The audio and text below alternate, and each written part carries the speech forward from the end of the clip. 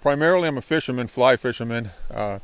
These native brook trout streams are a real gem. Just last week, I caught a 21-inch wild brown male fish who was in his beautiful fall foliage spawning colors, and it doesn't get much better than that.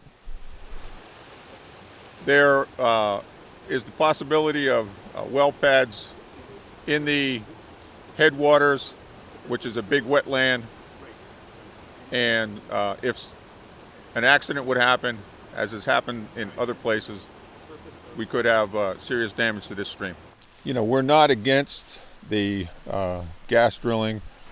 I know a lot of people that are close to me that have jobs with the companies, and we want to make sure that things are done right.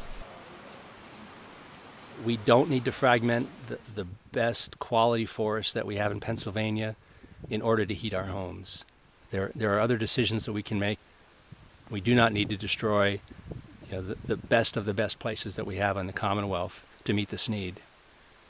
I think we're all scared to death of losing some of these very sensitive birds that depend upon these forest nurseries to reproduce and continue their population. The fragmentation is going to scare birds away. They're not going to be able to nest anywhere else.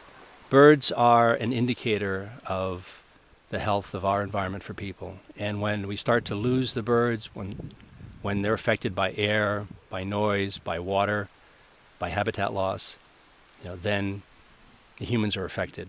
And they're a bellwether of what's to come for us.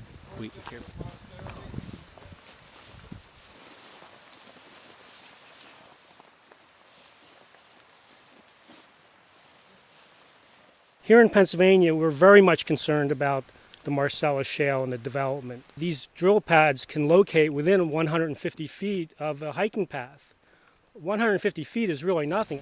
Drilling a hole in the ground is only step one of this process. Eventually, you have to get the gas to market. So you have to build gathering lines. So that'll be another width about as wide as the road itself. And then in addition to that, they might put in a water line as well. So the fairway actually ends up being about 100 yards across. That's the fairway for the Pennsylvania Turnpike outside of Philadelphia, 100 yards. Imagine the Pennsylvania Turnpike coming through this forest. It's a totally different experience to be walking through this type of countryside and to be walking through a Walmart parking lot. The Department of Conservation and Natural Resources has a set of guidelines that outlines your responsibilities as a leaseholder on state-owned land. We work in cooperation with the DCNR to do a survey of the plant life, the animal life that's in that particular location, and the goal after, when we get to restoration, is to bring back the native species in conjunction with the plan that's outlined by the DCNR. Our main concern is protecting the resource. I mean, that is our mission. Gas development certainly has impacts.